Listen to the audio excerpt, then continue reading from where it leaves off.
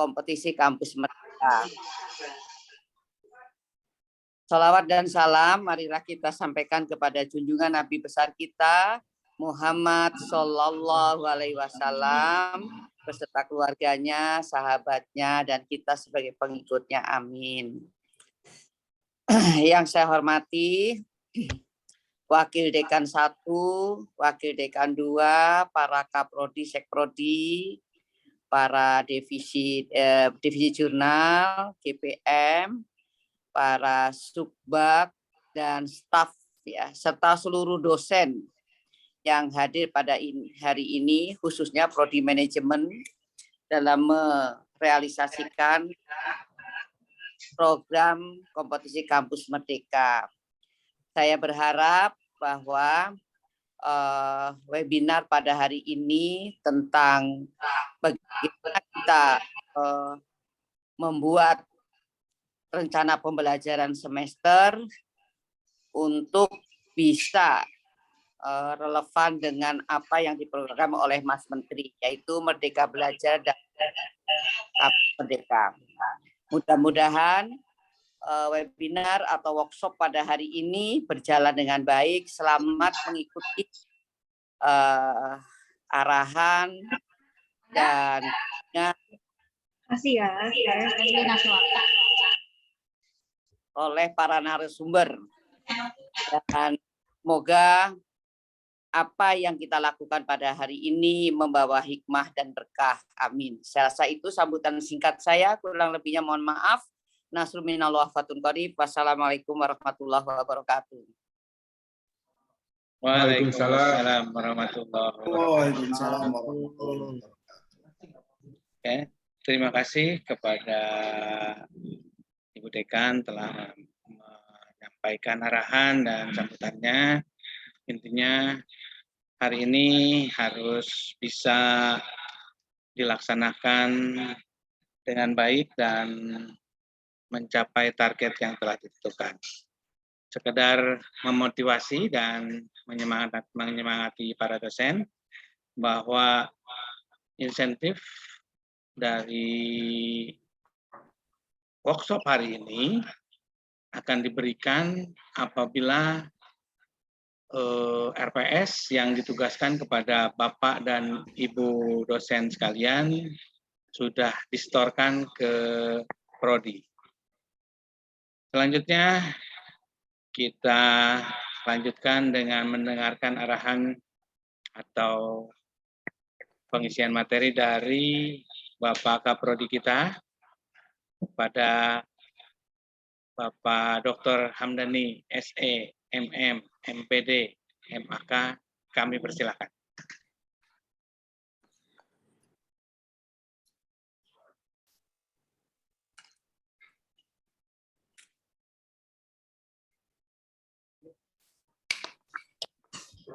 Baik.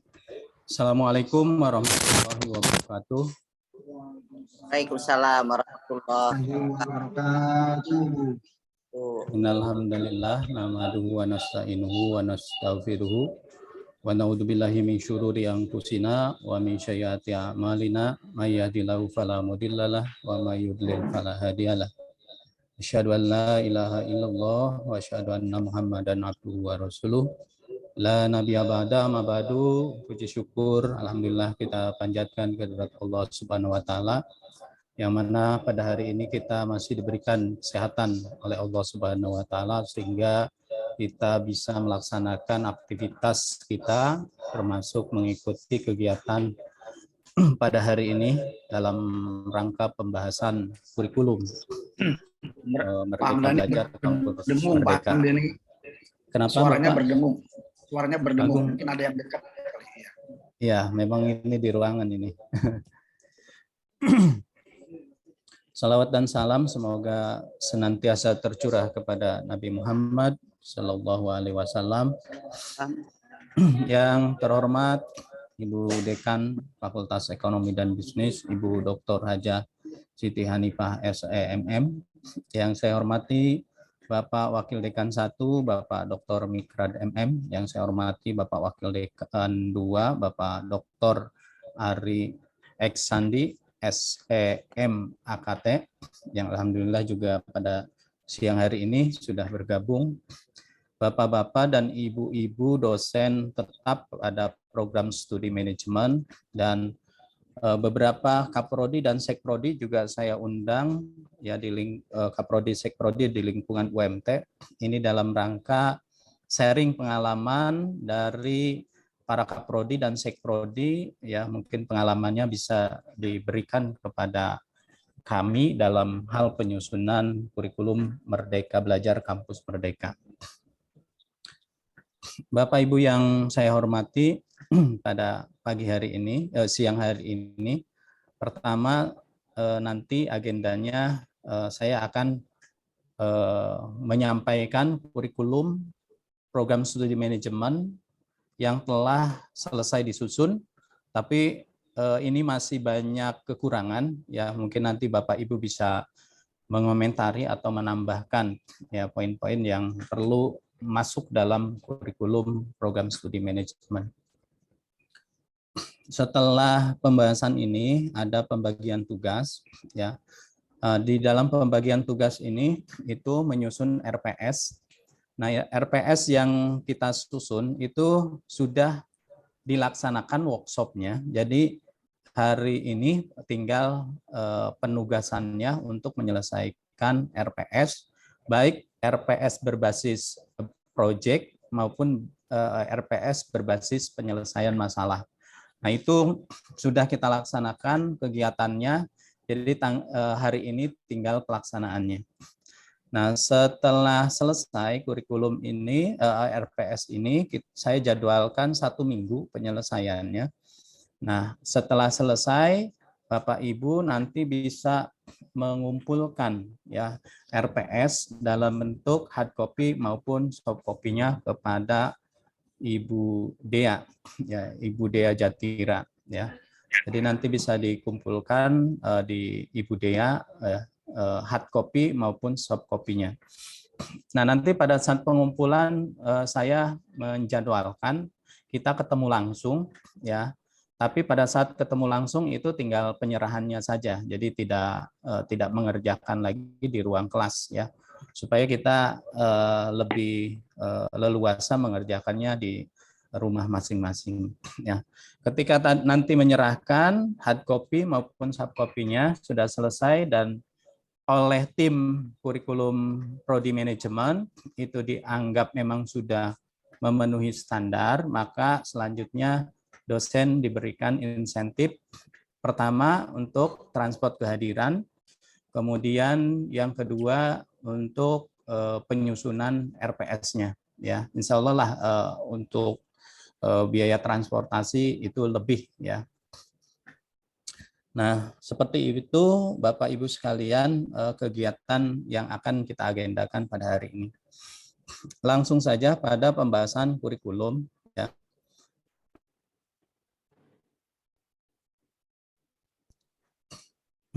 Bapak Ibu sekalian, untuk kurikulum program studi manajemen ini pertama menyajikan identitas program studi manajemen. Nah, ini penting kalau nanti akreditasi, makanya saya tampilkan. Kemudian sejarah singkat program studi manajemen ya. Kemudian visi program studi manajemen. Nih, mungkin ini nanti saya meminta masukan dari Bapak Ibu ya. Terkait dengan visi baru program studi manajemen ya, di mana visi program studi manajemen yaitu menjadi program studi manajemen yang unggul, berdaya saing dan berwawasan lingkungan dengan mengedepankan nilai etika dan moral.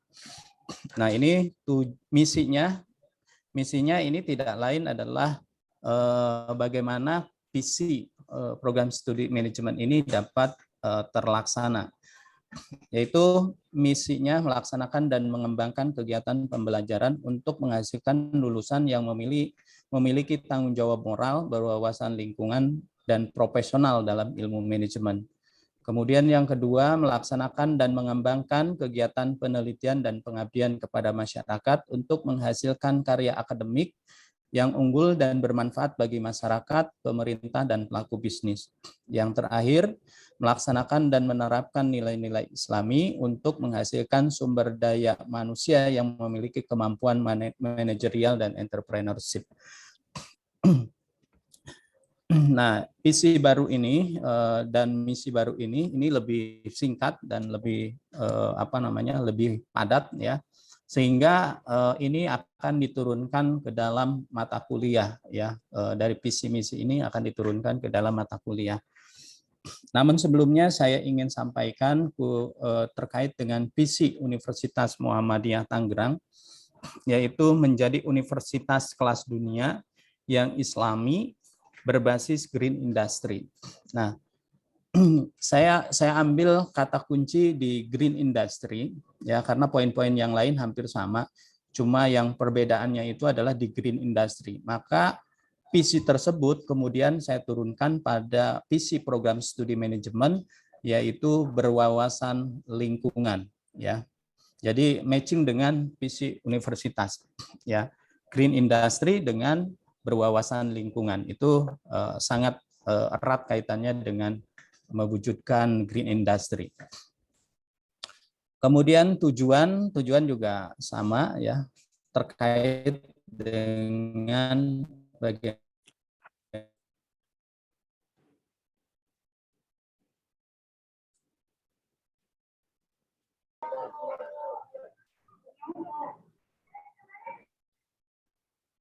tujuan daripada kurikulum ini, tapi poin-poinnya ada 6 tujuan.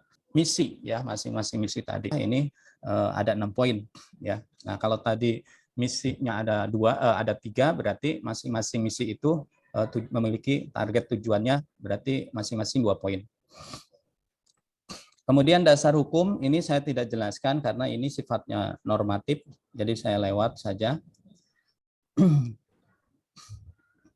Kemudian kompetensi dan profil lulusan program studi manajemen ini juga normatif ya, sifatnya umum ya.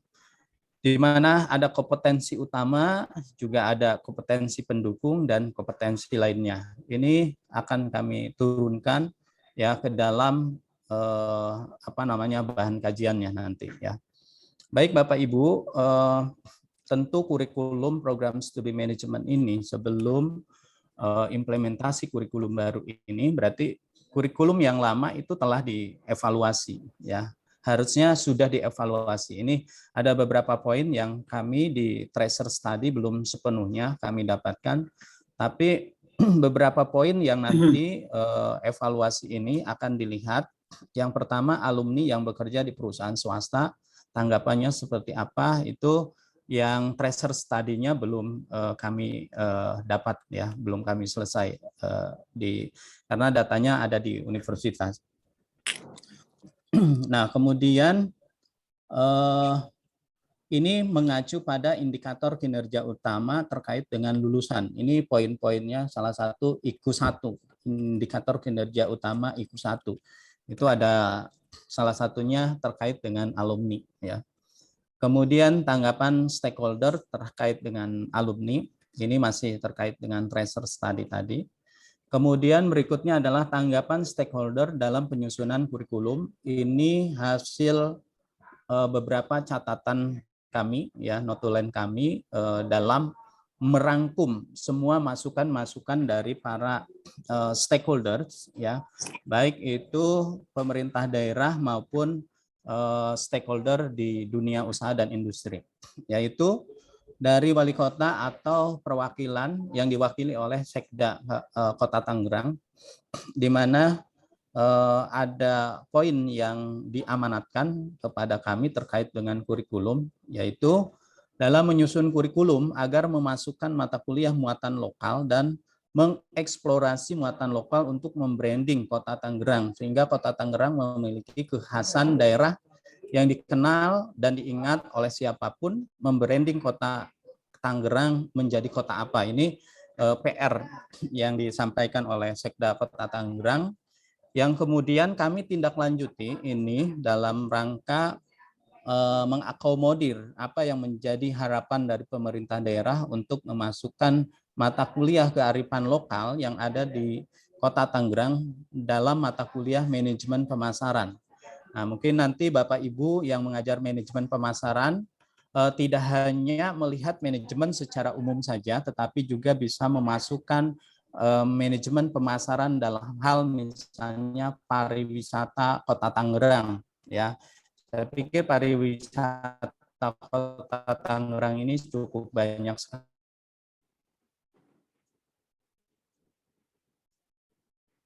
ya. Jadi bisa menjadi saran, misalnya membuat konten Kota Tangerang. Ya, pariwisata Kota Tangerang ini bisa memasukkan unsur itu ke dalam mata kuliah pemasaran. Misalnya mahasiswa diminta untuk membuat konten kreatif ya tentang pemasaran Kota Tangerang.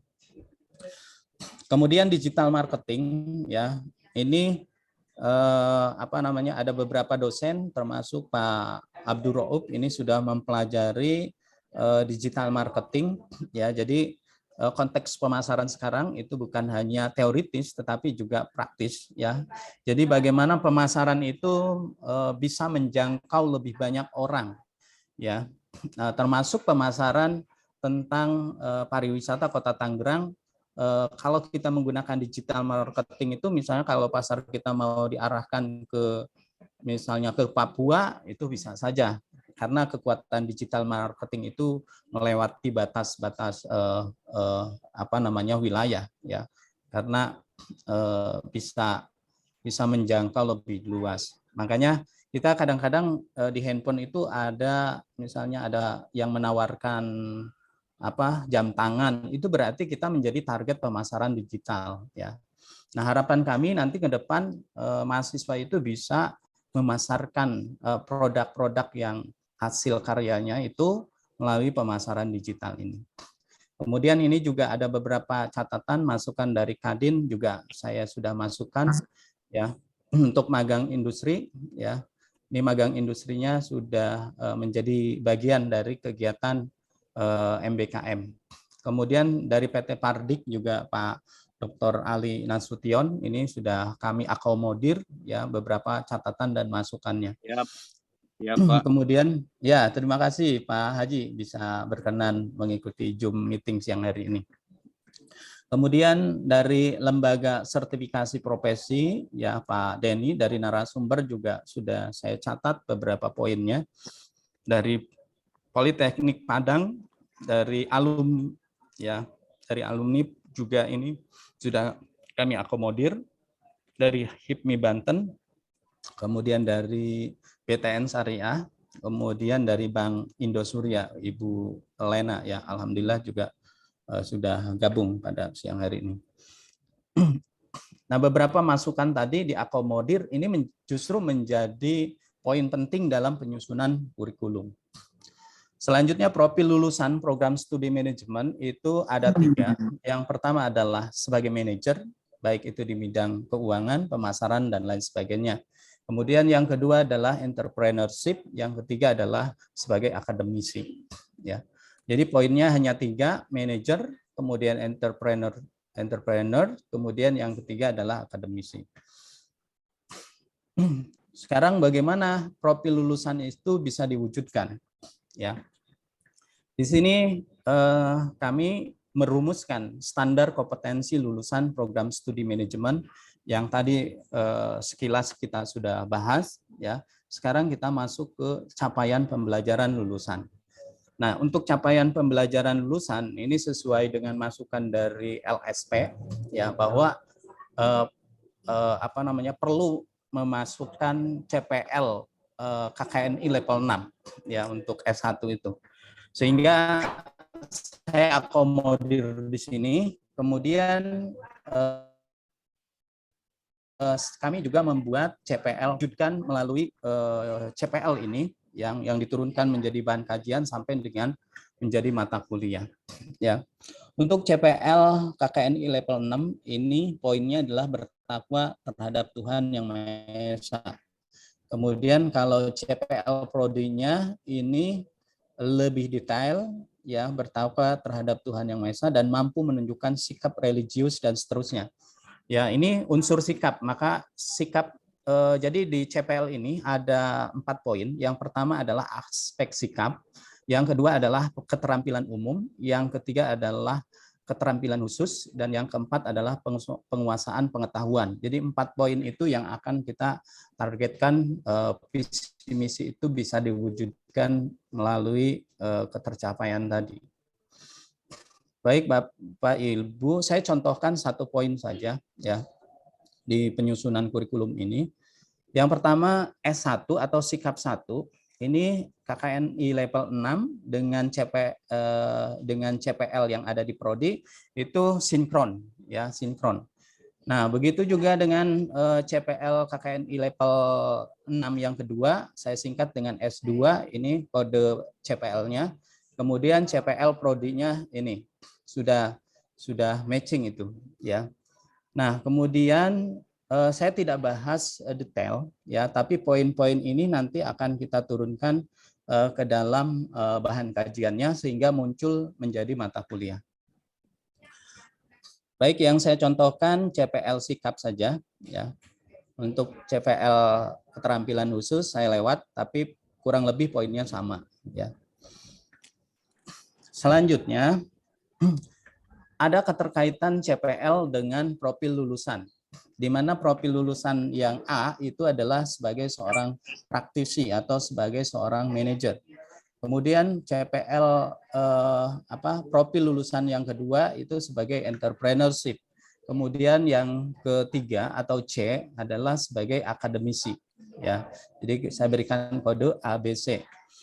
Nah, ternyata profil lulusan program studi manajemen, ketiga profil lulusan itu harus dibekali dengan yang namanya S1 atau sikap 1, yaitu bertakwa terhadap Tuhan Yang Maha Esa dan mampu menunjukkan sikap religius ya.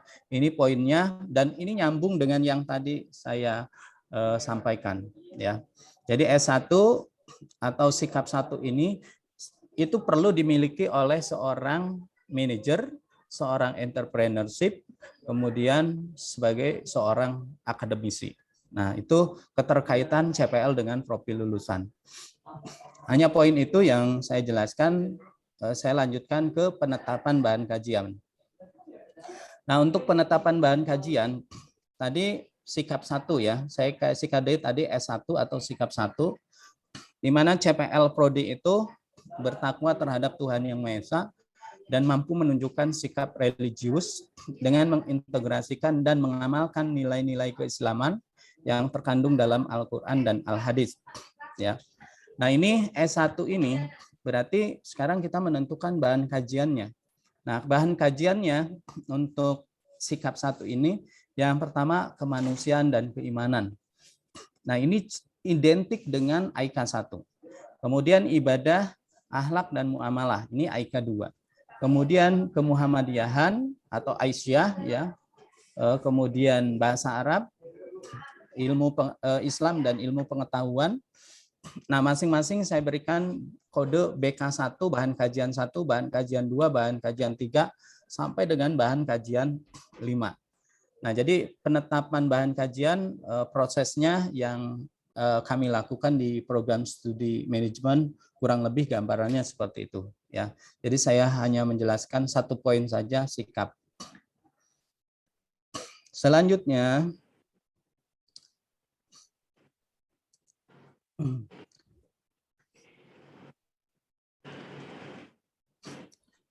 setelah kita menetapkan bahan kajian, maka langkah berikutnya itu kita menentukan ya mata kuliahnya apa. Kemudian bobot SKS-nya berapa ya. Kurang lebih akan dijelaskan sebagaimana pada tabel ini ya. Di mana bahan kajian yang pertama atau BK1 ini terkait dengan S1 ya. Jadi 1 poin ini pembahasannya lumayan banyak ya. Untuk sikap 1, bahan kajian pertama itu kemanusiaan dan keimanan. Itu AIK 1 karena AIK 1 itu membahas kemanusiaan dan keimanan. AIK 2 itu membahas ibadah, akhlak dan Aisyahan, itu dibahas pada, kemudian Al-Islam dan ilmu pengetahuan itu AIK 5 ya. Nah, ini sudah muncul mata kuliah ini berdasarkan bahan kajian yang ada. Kemudian berikutnya kita akan menentukan taksonomi Bloom-nya ya, tapi di sini lebih praktisnya. Ya mungkin Bapak Ibu pernah mendengar istilah taksonomi Bloom ya. Ini beberapa poin ya, misalnya ini 2,2 ini berarti kemanusiaan itu misalnya diasumsikan kalau misalnya SKS-nya 2, kemudian keimanan itu poinnya 2 ya, sehingga totalnya 4 SKS. Ya, berarti 4 SKS dibagi 2 bagi 2 berarti ini SKS-nya 2 ya.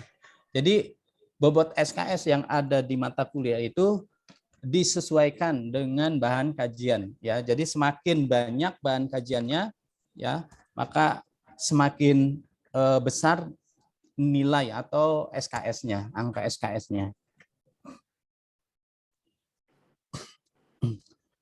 Kemudian ibadah, akhlak dan muamalah ini AIK 2.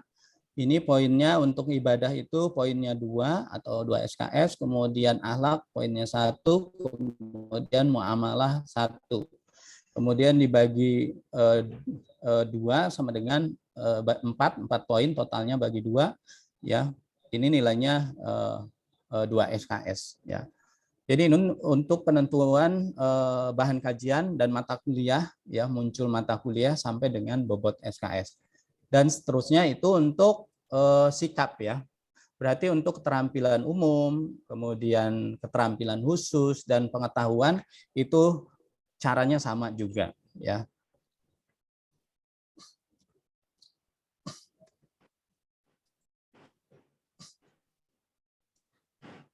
Selanjutnya setelah kita sudah menentukan bahan-bahan kajian itu menjadi mata kuliah, sekarang kita pemetaan ya, struktur sebaran mata kuliah per semesternya.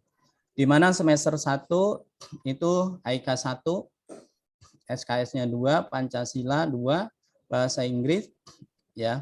Kemudian matematika bisnis, yang kedua teori ekonomi mikro, kemudian pengantar manajemen, pengantar akuntansi datu, dan pengantar manajemen koperasi dan UKM. Ini kodenya UNI, ya UNI itu universitas karena memang ini mata kuliah universitas. Jadi mata kuliah itu ada mata kuliah universitas, ada mata kuliah fakultas, ada mata kuliah prodi, dan mata kuliah MBKM. Ya ini pengkodeannya beda. Nah untuk UNI ini sudah ditentukan berdasarkan edaran rektor ya, untuk pengkodeannya seperti itu. Kemudian pengkodean manajemen MNJ, ini manajemen ya. Berarti ini mata kuliah keprodian manajemen. 3 itu untuk S1 ya. Kemudian 1 itu untuk semesternya, ganjil atau genap. Kalau ganjil itu 1 ya, kemudian 01 ini urutan mata kuliah tersebut. Ya, ini untuk pengkodeannya ya. Kemudian semester 2 itu total SKS-nya kurang lebih 22 SKS ya. Ini sudah mata kuliah yang ada di program studi manajemen untuk semester 2 ini. Dan ini sudah kurikulum MBKM ya. Kemudian semester 3 ini 22 SKS, ini belajar di ruang kelas ya. Kemudian di semester 4 ini sampai sini itu untuk seluruh konsentrasi sama ya. Untuk seluruh konsentrasi sama. Namun untuk bagian yang kuning ini masing-masing konsentrasi mata kuliahnya berbeda. Contoh misalnya digital marketing itu untuk konsentrasi pemasaran dan entrepreneurship. Kemudian budaya dan pengembangan organisasi itu untuk konsentrasi SDM, manajemen keuangan lanjutan, konsentrasi manajemen keuangan, dan perencanaan dan pengendalian operasi, konsentrasi manajemen operasional. Totalnya 22 SKS.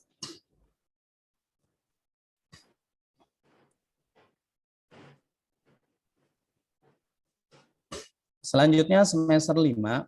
Semester 5 ini Bapak Ibu ya. Ini kita sudah mulai menerapkan kurikulum MBKM di mana salah satunya adalah mahasiswa diberikan hak untuk kuliah di luar program studi manajemen, tetapi dalam satu universitas, yaitu di program studi FAI. Ya, ini untuk AIK 5. Jadi ini AIK 1 sampai dengan AIK 5 itu sebenarnya kegiatan di luar program studi. Ya, karena itu mata kuliah lintas prodi, ya. Kemudian yang kedua itu mata kuliah perpajakan. Itu kegiatan mahasiswa program studi manajemen kuliahnya di program studi akuntansi, ya.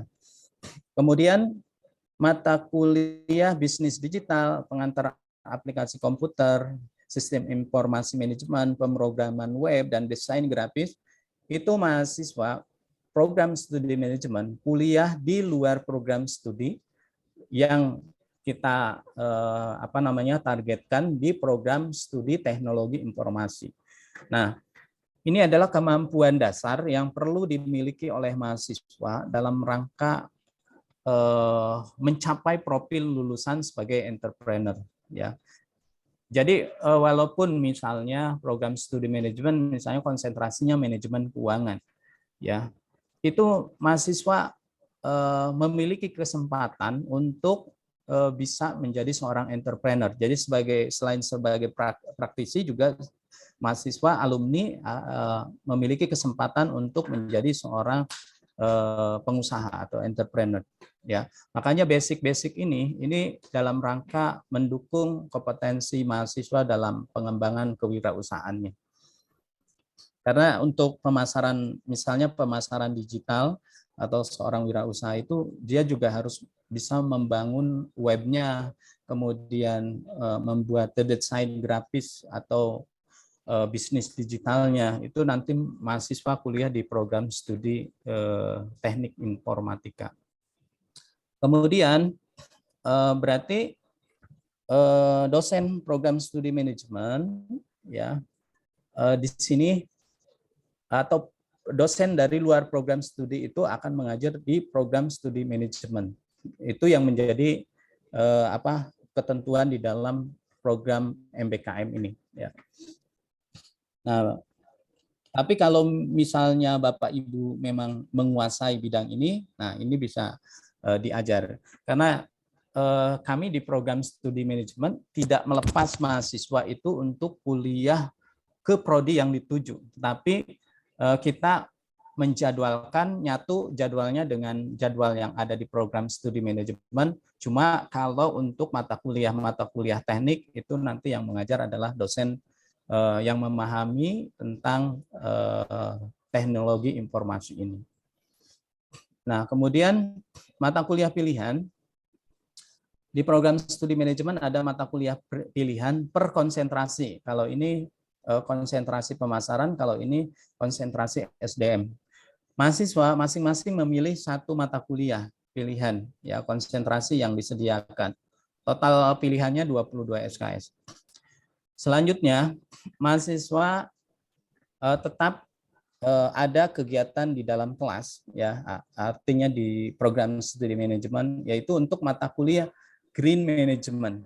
Mata kuliah Green Management ini mata kuliah yang bisa mengcover visi Universitas Muhammadiyah itu UMT ini menjadi green industry, ya. Maka mata kuliah yang ada di prodi manajemen itu namanya mata kuliah Green Management, ya, atau manajemen berbasis lingkungan atau manajemen berwawasan lingkungan, ya. Nah, jadi dosen manajemen tetap bisa mengajar, tapi untuk mata kuliah ini dan mata kuliah pilihan, ya, tadi pilihannya. Kemudian dosen masih bisa juga mengajar, terutama dosen yang telah mengikuti sertifikasi kompetensi sebagai asesor dalam bidang pemasaran, kemudian kewirausahaan industri, kemudian SDM, ya, kemudian beberapa skema yang sudah diselenggarakan oleh LSP UMT. Jadi Pak Dr. Muljadi, ya, ini mata kuliah sertifikasi kompetensi itu nanti adanya di sini, ya. Nah, dosen-dosen yang sudah mengikuti sertifikasi kompetensi ini nantinya mengajar di dalam kelas, di mana mereka nantinya atau mahasiswa itu wajib mengumpulkan portofolionya, ya, berupa lembar kerja portofolio untuk sertifikasi kompetensi. Nah, nanti LSP itu tinggal mengujikan saja, ya, karena portofolionya sudah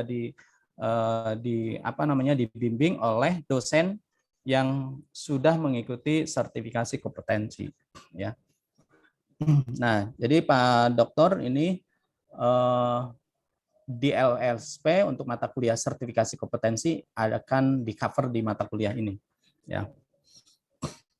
Nah, itu untuk seluruh konsentrasi, ya, mahasiswa itu diwajibkan untuk mengikuti sertifikasi kompetensi, ya. Jadi pembeda spesifik di masing-masing konsentrasi sebenarnya di mata kuliah program pengembangan profesi ini, ya.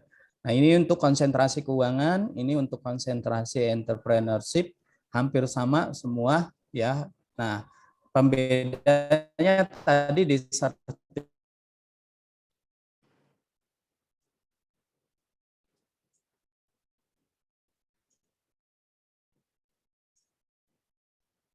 sertifikasi kompetensinya. Kemudian, di semester 6 ini juga sama seperti tadi, siswa tetap dibekali untuk kemampuan entrepreneurship-nya, ya, sebagai dasar-dasar pengembangan kewirausahaannya. Nah, apalagi dengan adanya inkubator bisnis yang dikelola oleh Ibu Humairah, ya. Jadi mahasiswa itu akan mengikuti program kewirausahaan yang diselenggarakan oleh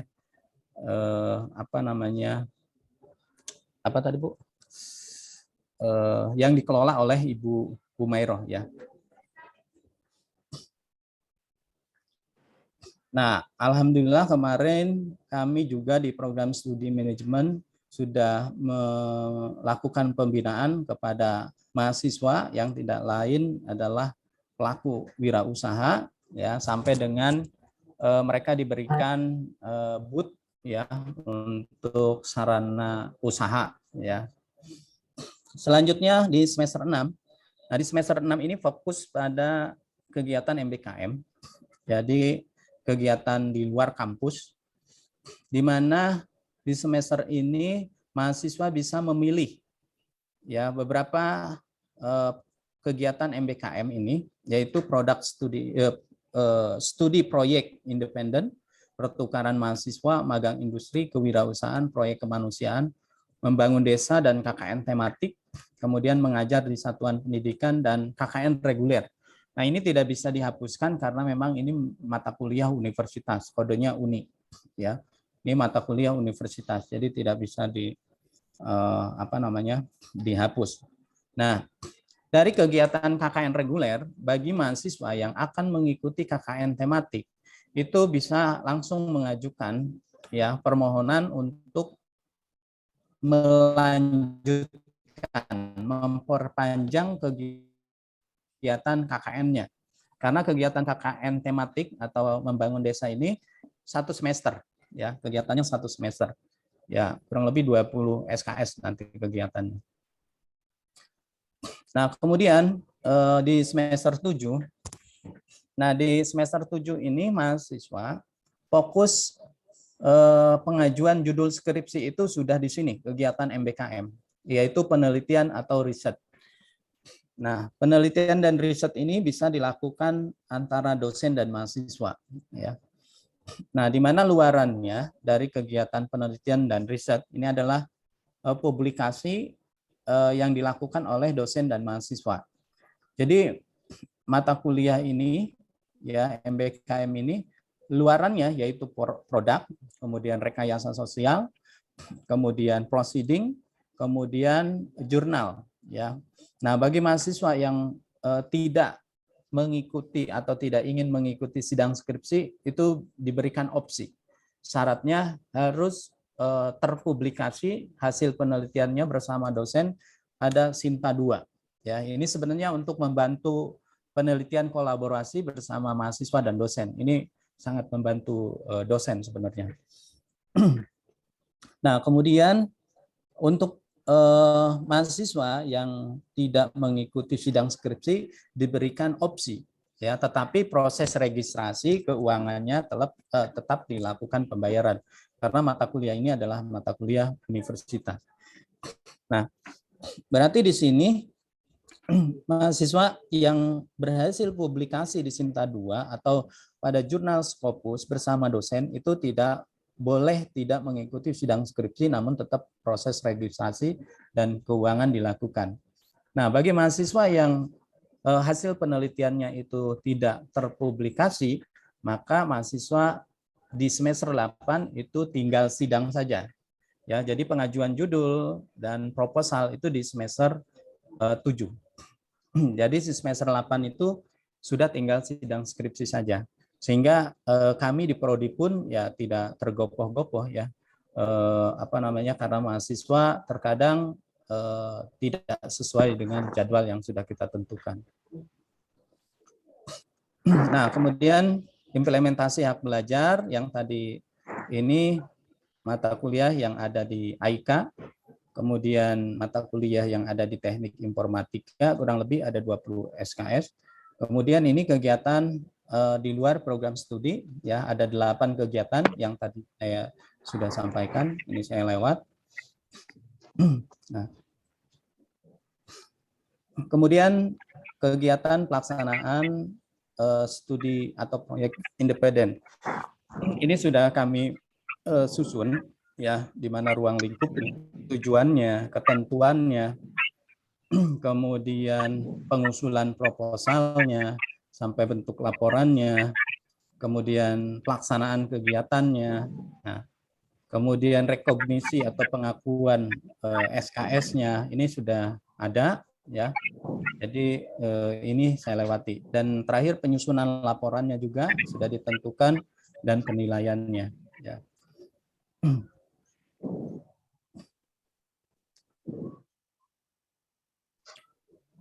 Nah, ini kegiatan-kegiatan MBKM saya lewati. Kemudian matrik dan peta kurikulum di semester 1 itu 20 SKS, semester 2 itu 22 SKS, semester 3 sama, dan 4, 5 itu 22 SKS. Kemudian semester 6 20, semester 7 16, semester 8 ini skripsi ya, total SKS-nya 150, ini lebih sedikit dari kurikulum sebelumnya. Nah, kemudian ini pemetaan mata kuliah per program studi, ini mata kuliah universitas ya, ini sesuai dengan edaran rektor mata kuliahnya. Kemudian ini mata kuliah fakultas, kemudian selebihnya itu mata kuliah program studi.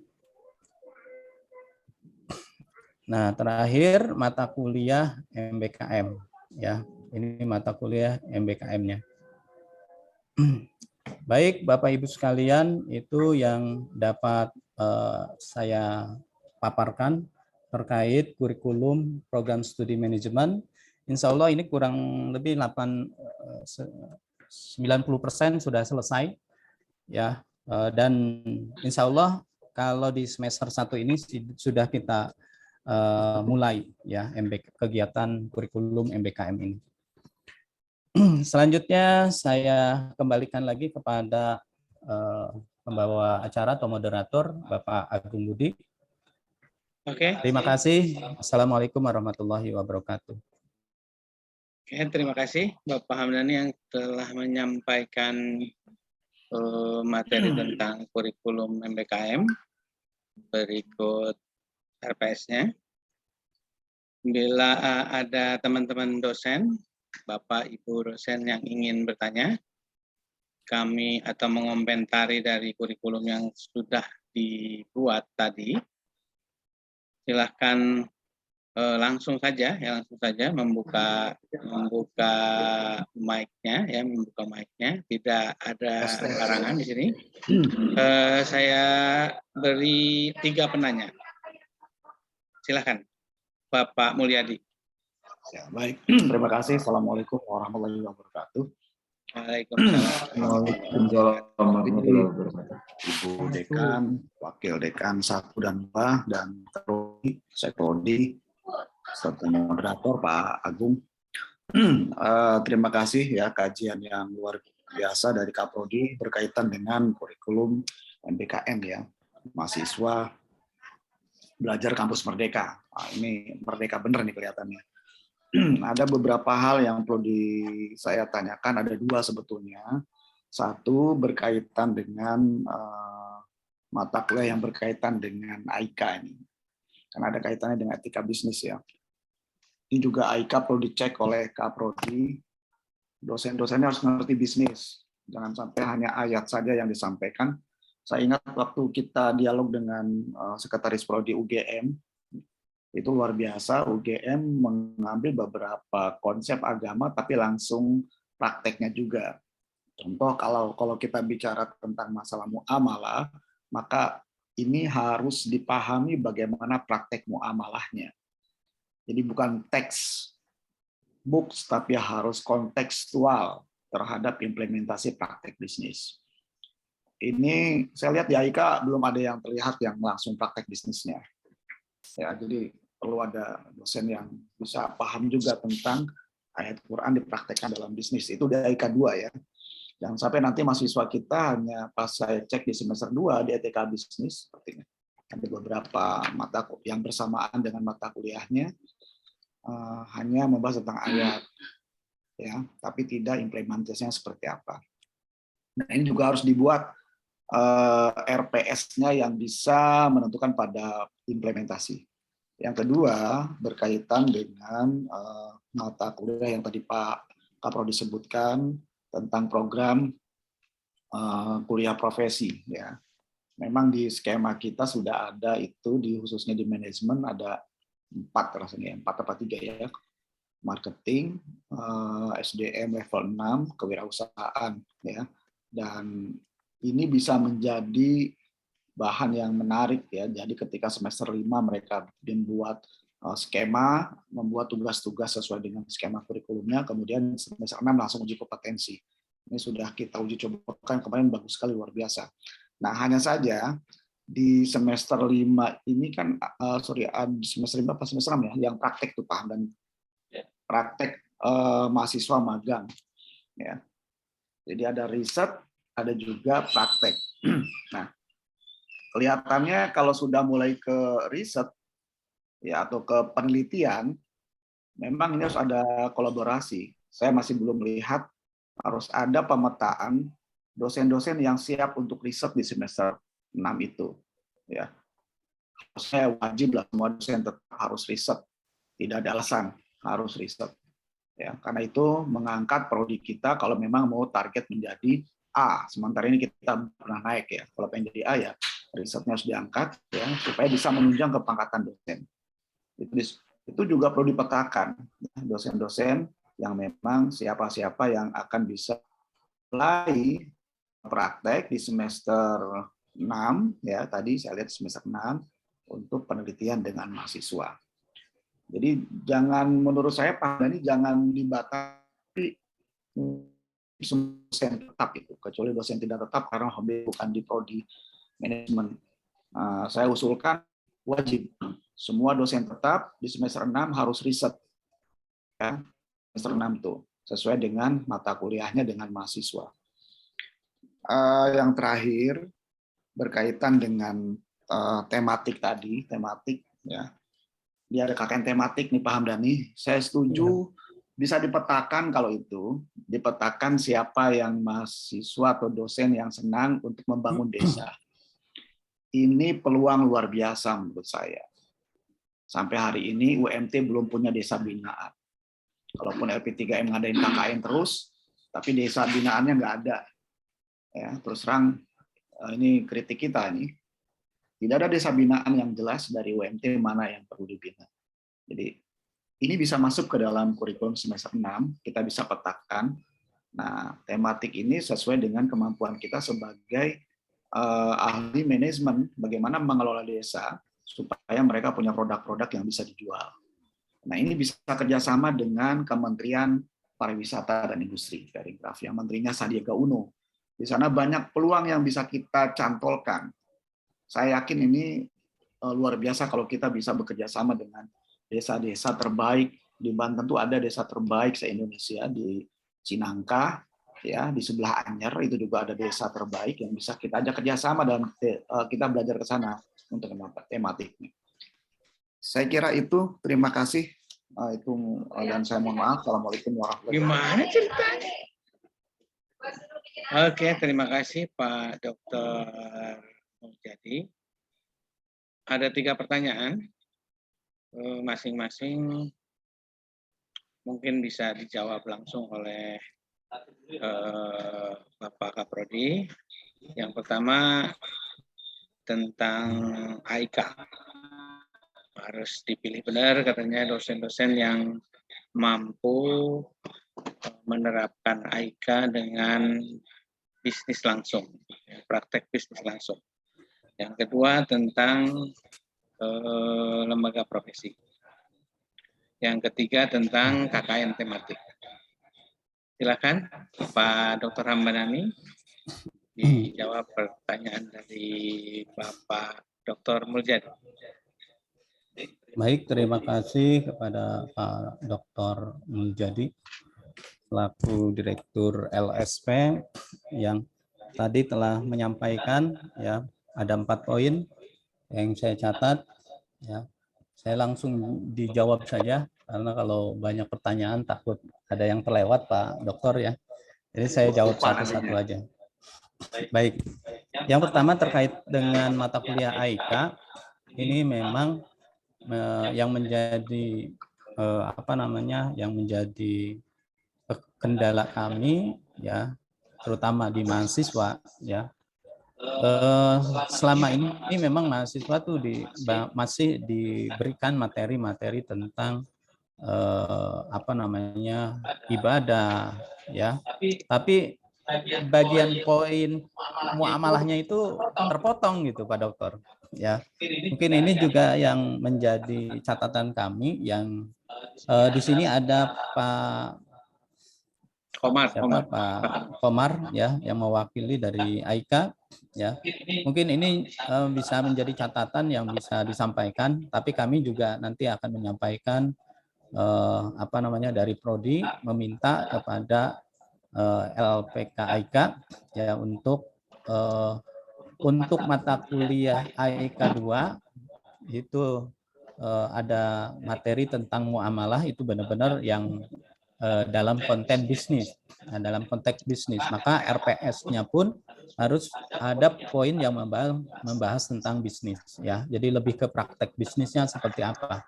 Ya, kalau misalnya teorinya tentang bisnis Nabi atau bisnis Rasulullah ya praktek dalam terima kasih, itu poin yang pertama. Kemudian program pengembangan profesi. Dunia nyatanya seperti apa untuk mahasiswa. Terima kasih Pak Dokter sudah sebelumnya saya bicarakan juga, dan memang tahun ini tuh ada kurang lebih 400 lebih dari 4 sertifikasi kompetensi gratis yang diselenggarakan oleh LSP dan ini dananya dari Aduh, hilang suaranya Pak Hamdani. 400 mahasiswa ya Pak Dokter ya, betis ya yang diselenggarakan oleh LS pemerintah ya. Oh, gimana? Jelas Pak? Oke. Itu ada yang masuk. Baik, siapa itu? Saya lanjutkan kembali ya. Ada suara masuk tadi. Yang masuk.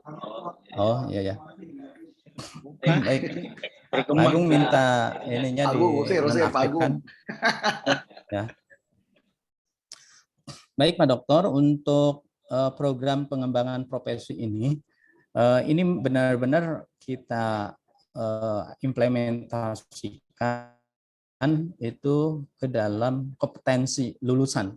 Ya, jadi mahasiswa itu wajib mengikuti sertifikasi kompetensi. Ya, jadi di tahun ini kita sudah menyelenggarakan sertifikasi kompetensi untuk mahasiswa lebih dari 400 ya Pak Dokter ya. Dan itu dibiayai oleh oleh pemerintah ya. alhamdulillah melalui program PKKM ini mahasiswa bisa gratis mengikuti kegiatan sertifikasi kompetensi. Kalau bayar berapa Pak Dokter? Di luar 1,5 juta di kampus, di luar 2,5 juta. 1 juta. Ya. Nah, alhamdulillah kita dapat hibah ini, PKKM ini jadi mahasiswa gratis. Jadi di semester 5 itu mereka belajarnya Pak Dokter. Ya. Nah, mungkin akhir dari mata kuliah program pengembangan profesi karena luaran atau tugas-tugasnya adalah portofolio dari penugasan sertifikasi kompetensi, sehingga mahasiswa ketika lulus mata kuliah itu tinggal ujian gitu Pak Dokter. Ya. Jadi tinggal ujian, jadi LSP diringankan juga pekerjaannya. Jadi tidak perlu ada pembimbingan lagi karena memang sudah diajari oleh atau dibimbing oleh dosen-dosen yang kedua sudah. Kemudian riset ini memang menjadi kendala kami ya Pak Dokter, terutama di pelaporan kinerja prodi ya. Salah satunya adalah riset kolaborasi antara dosen dan mahasiswa ini hampir minim sekali ya.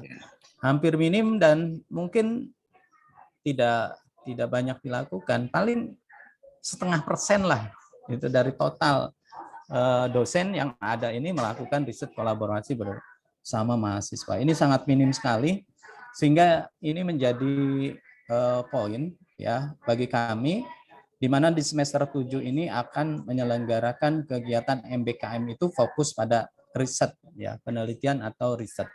Ya, ini risetnya bukan mahasiswa saja, bukan poin skripsi saja, tapi juga kolaborasi bersama dosen. Hasilnya nanti dipublikasi, baik itu di jurnal nasional maupun di jurnal internasional. Ya, walaupun kata Pak Menteri, ya nanti tidak wajib ya, tetap ini dunia akademik, pasti jurnal internasional itu dibutuhkan juga.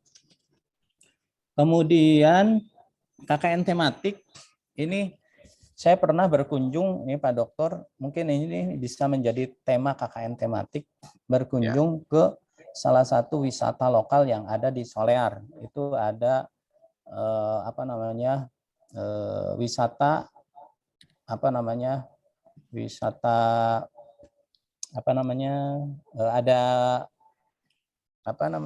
monyet ya di daerah sana ya. Nah, ini kan menjadi objek pariwisata yang bisa dikembangkan oleh mahasiswa bersama dosen. Jadi bagaimana pariwisata lokal yang ada di misalnya di Kota Tangerang ya, yang ada di Kabupaten Tangerang ya, seperti yang saya tadi sampaikan. Ini kan sebenarnya tinggal sentuhan perguruan tinggi saja untuk mengemas wilayah ini menjadi wilayah pariwisata, dan itu sangat mungkin sekali. Dan saya sudah komunikasi dengan pimpinan kepala desanya, itu mereka sangat welcome sekali menerima kita kalau memang nanti ada KKN yang tematik yang khusus misalnya mengembangkan pariwisata lokal di Solear.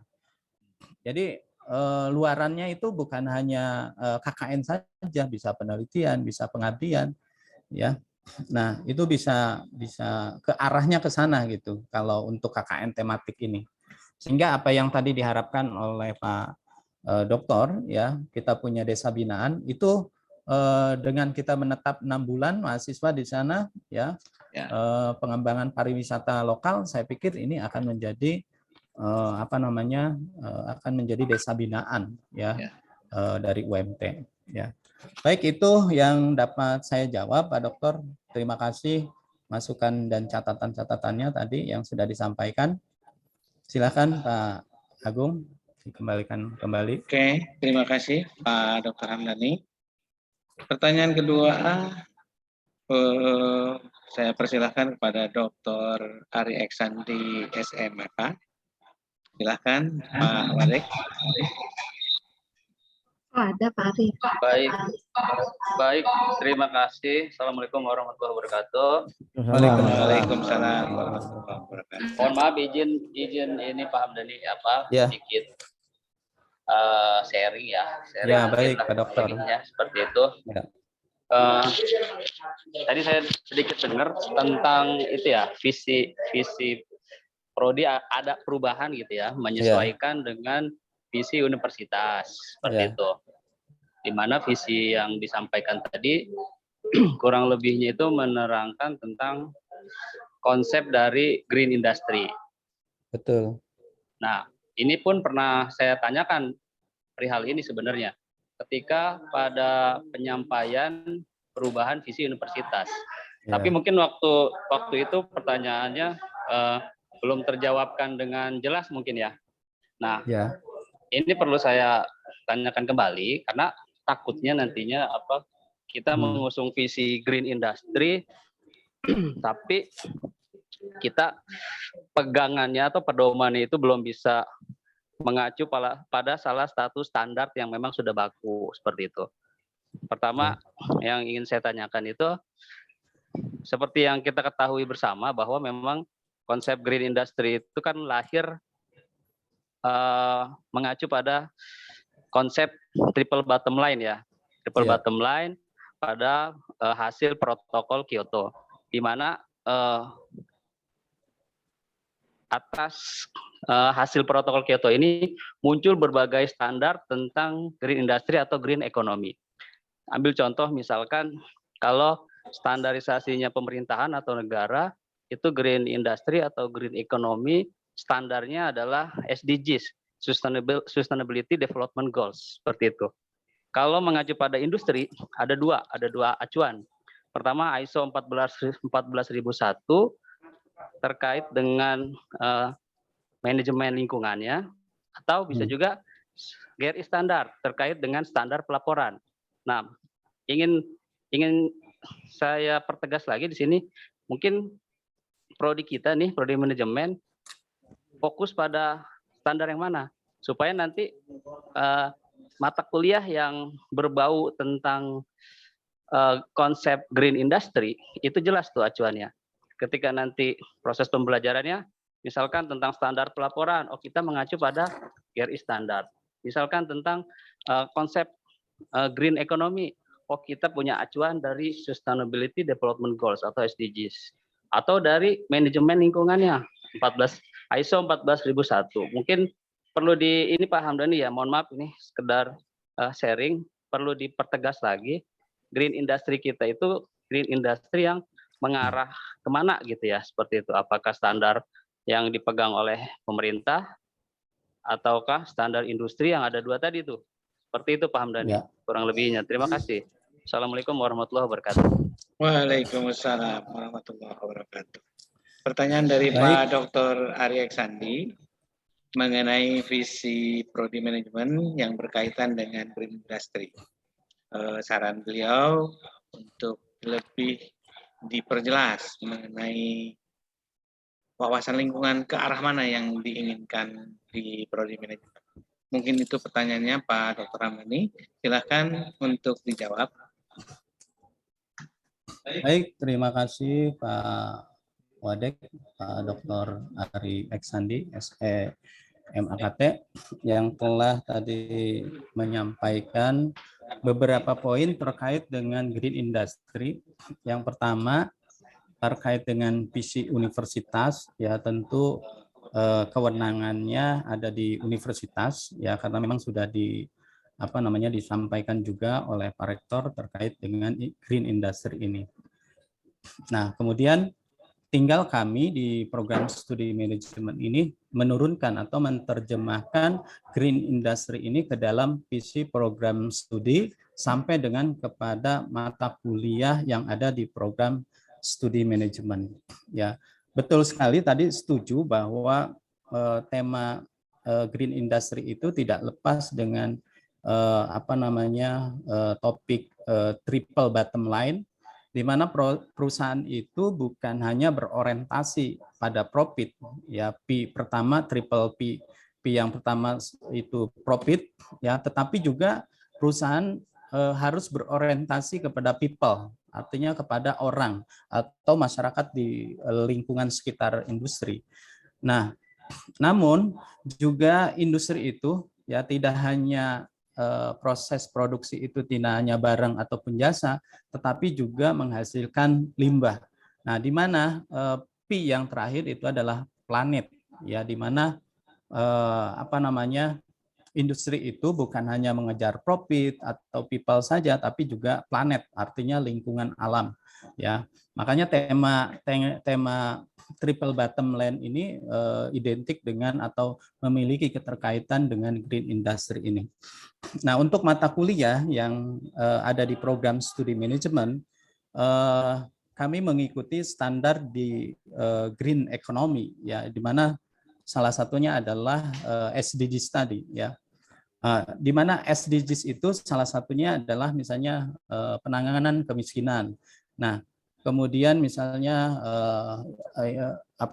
industri ramah lingkungan. Nah, salah satu poinnya di sana, sehingga kami di program studi manajemen bukan pada pelaporannya, tetapi pada konsep green economy itu yang ingin kami usung, ya, dari mata kuliah yang ada, di mana salah satunya kami mengusung atau mencantumkan mata kuliah green management. Nah, itu sebagai mata kuliah yang mengcover green economy, ya, di mana sasarannya, tujuannya adalah tadi SDGs, yaitu kesejahteraan, ya, di mana kesejahteraan kalau kita kaitkan dengan MBKM ini sebenarnya matching, ya, matching dalam arti bagaimana kita mengangkat potensi-potensi yang ada di wilayah, contoh misalnya pariwisata lokal tadi.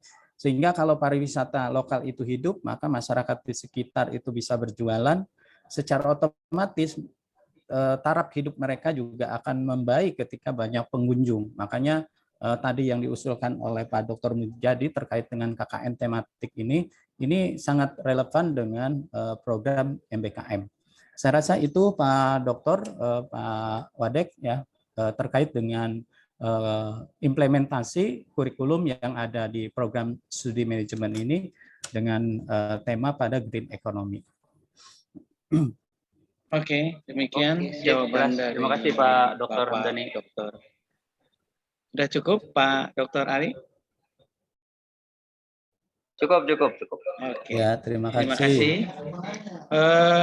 Selanjutnya ada pertanyaan dari Ibu Kandidat Dr. Eni Soeharti, tapi sebelumnya, sebelum Ibu Kandidat Dr. Eni Soeharti mengajukan pertanyaan, saya ingatkan bahwa Bapak dan Ibu bisa mengisi absen untuk kegiatan hari ini ada di chat, ya, ada di chat yang langsung ke Google Form yang sudah dibuat.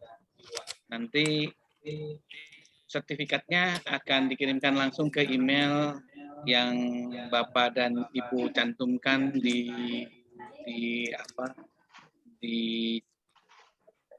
Google Form yang sudah dibuatkan.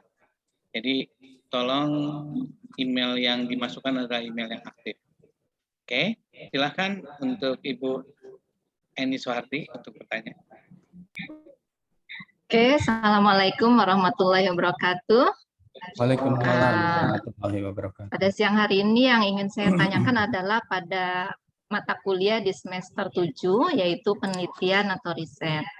Tadi saya mendengar bahwa luaran dari penelitian atau riset ini adalah salah satunya apabila mahasiswa tidak ingin ikut sidang skripsi, itu adalah mempublish hasil dari risetnya itu di Sinta 2. Nah, pertanyaannya, pada saat kita ingin mempublish itu kan berarti antara dosen dengan mahasiswa, ya.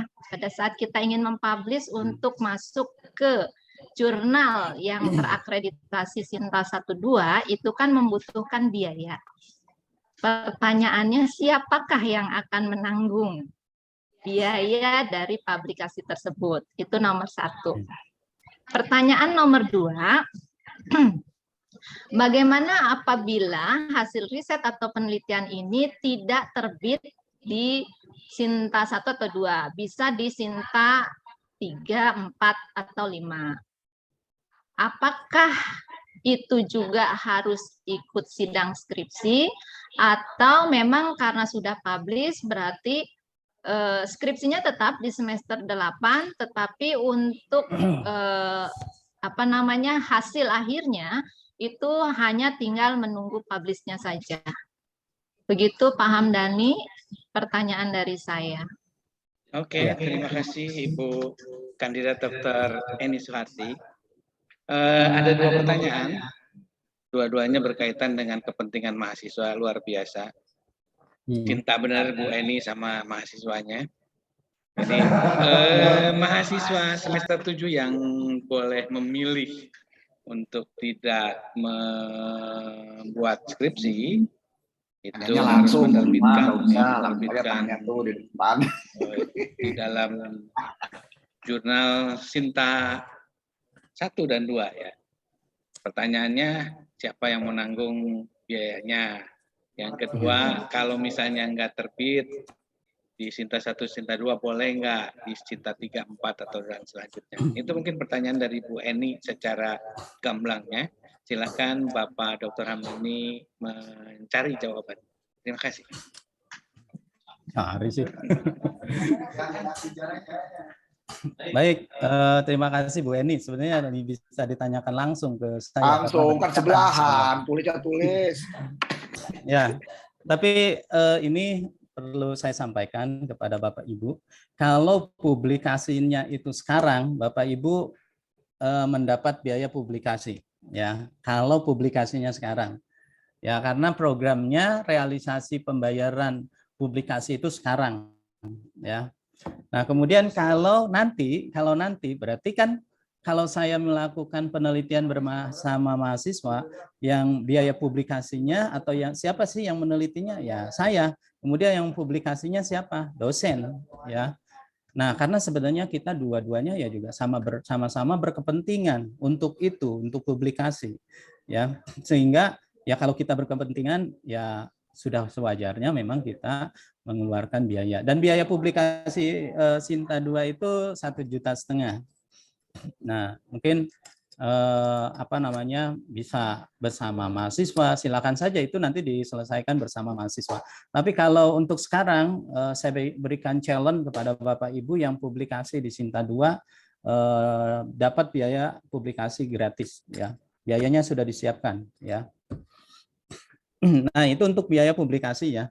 Kemudian yang kedua terkait dengan publikasi Sinta, target saya memang mungkin ketinggian ya, tapi nggak apa-apa. Saya memiliki target tinggi. Kalau misalnya kita dapatnya Sinta 3 ya nanti kita bisa akomodir itu. Yang penting publikasinya pada jurnal Sinta 1 sampai dengan Sinta 2. Kalau dikecualikan juga misalnya bagi dosen yang Sinta 3 ya. Tetapi di kurikulum ini sudah saya tentukan mahasiswa boleh tidak mengikuti sidang skripsi asalkan publikasinya minimal Sinta 2. Ya, minimal Sinta 2 atau Sinta 1 atau terpublikasi dalam jurnal bereputasi ya. Nah, jadi ketentuannya sudah jelas saya pikir di kurikulum ini. Nah, kalau misalnya nggak bisa publikasi di situ di mana? Ya, opsinya mengikuti sidang skripsi reguler.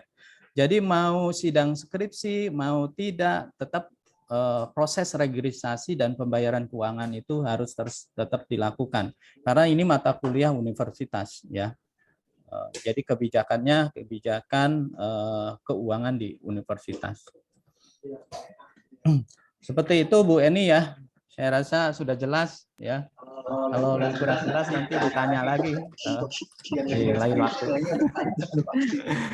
Jadi untuk memperjelas nih ya Pak, jadi walaupun para mahasiswa memilih untuk melakukan maksudnya tidak memilih untuk melakukan sidang skripsi, administrasi untuk biaya skripsinya tetap dibayarkan. Ya, betul. Ternyata administrasi skripsinya tetap dibayarkan.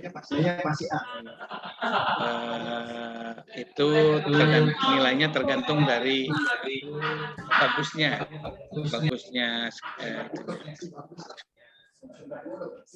Mungkin ada lagi yang ingin bertanya? Bapak Ibu silakan. Boleh langsung, boleh juga lewat chat kalau suaranya takut didengar. Oke. Saya dapat kode dari Pak Dadang, ya. Pak Dadang Hidayat, Sarjana Ekonomi, Dadang Grage. Ya. Silakan Pak Dadang mengajukan pertanyaannya langsung, tidak usah melalui Ibu Dea Zatira. Terima kasih.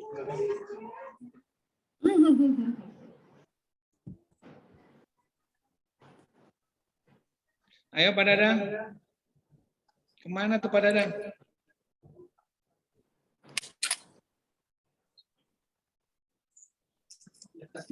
Wah, Pak Dadangnya hilang ternyata. Wah, Pak Dadang mau bener dah. Halo. Ya, hilang tuh. ternyata Ya, ada saya juga mau- akhirnya. Monggo, silakan Pak Dadang. Oh, saya keluar. Jadi terima kasih. Assalamualaikum warahmatullahi wabarakatuh. Waalaikumsalam. Kenalkan saya Dadang, temannya Pak Agung Budi. Teman saya juga. Pak Hamdani, waktu itu kan saya Ya. rapat dengan LP3 ya, Hmm. terkait kurikulum MBKM. Kan kata Hmm. Pak Asif itu kurikulum MBKM ini kan ada 8, 4 itu adanya di LPPM. Mungkin Bu Ima juga ikut ya kemarin ya. Nah, terkait KKN MBKM itu kan harus dikonversi 20 SK atau 1 semester ya mata kuliah. Jadi mahasiswa boleh nggak kuliah, dia boleh di lapangan selama 6 bulan, itu dikonversi menjadi mata kuliah maksudnya. Nah, pertanyaan saya, apakah Prodi sudah menyiapkan mata kuliah apa yang bisa dikonversi di KKN MBKM, ataukah bisa semua mata kuliah itu bisa dikonversi di KKN MBKM? Ya, karena memang kalau misalnya mata kuliah eksak kan gimana mata kuliah eksak ya dikonversi di KKN MBKM gitu. Kalau kayak kewirausahaan, PKN, kemudian koperasi mungkin bisa lah. Tapi bagaimana kalau misalnya mata kuliah statistik ya akuntansi itu bagaimana konversinya ya. Nah ini sepertinya saya nggak tahu kapan diberlakukannya. Tapi LP3 kemarin datang dan itu akan segera menyusun itu Pak. Ya, mungkin Prodi tugasnya berat ini bagaimana mengkonversi semua mata kuliah yang bisa dikonversi di KKN MBKM. Itu aja mungkin Pak Dokter. Terima kasih. Oke, terima kasih. Terima kasih Pak Dadang. Pertanyaannya terkait dengan keahliannya dalam bidang penelitian dan pengabdian, yaitu mata kuliah apa saja sih yang bisa dikonversi kalau melakukan KKN? MBKM. Iya. Jadi kalau misalnya yang dikonversi apa saja 20. Kebetulan saya juga kemarin melihat Bapak Direktur FP3 sudah berkunjung ke FEB sini menemui Pak Dr. Hamdani, sudah berbincang-bincang. Mungkin jawabannya sudah ada di kepalanya Pak Dr. Hamdani. Silakan Pak Dr. Baik, terima kasih Pak Dadang ya. Sahabat saya dari UMT. Bisa. Ya, temannya Pak Ilma, Pak. Ya, temannya Pak Ilma. Teman saya juga itu. Iya betul. Baik Pak Dadang, kemarin saya juga sudah komunikasi dengan Pak Direktur LP3, Pak Dr. Asep. Saat ini memang di LP3 juga belum selesai sebenarnya untuk pedoman perkuliahan MBKM ini ya. Nah, tetapi saya di Prodi sudah menyusun itu ya. Tapi juga saya artinya ketika kami mengimplementasikan tentu ini kan harus matching dengan apa yang disusun oleh LP3 ya, sehingga apa yang kita aplikasikan nanti tidak terlalu jauh berbeda dengan harapan dari LP3 ini ya. Sebenarnya kami juga menunggu Pak untuk pedoman MBKM ya, karena kami ini ditargetkan harus mengimplementasikan kurikulum kampus Merdeka ini, maka saya bergerak lebih awal ya, tetapi ini tidak melewati batas koordinasi saya dengan LP3 ya. Sudah saya koordinasikan terkait dengan program realisasi MBKM ini, dan saya juga sudah sudah ada beberapa mata kuliah yang ekuivalen dengan kegiatan MBKM ini, sudah saya siapkan juga. Ya, demikian, terima kasih Pak Dadang. Demikian jawaban dari Pak. Itu di mute, Pak. Demikian jawaban dari Pak Dr. Hamdani, Pak Dadang. Ada yang mau ditanyakan lagi, Pak Dadang, kira-kira?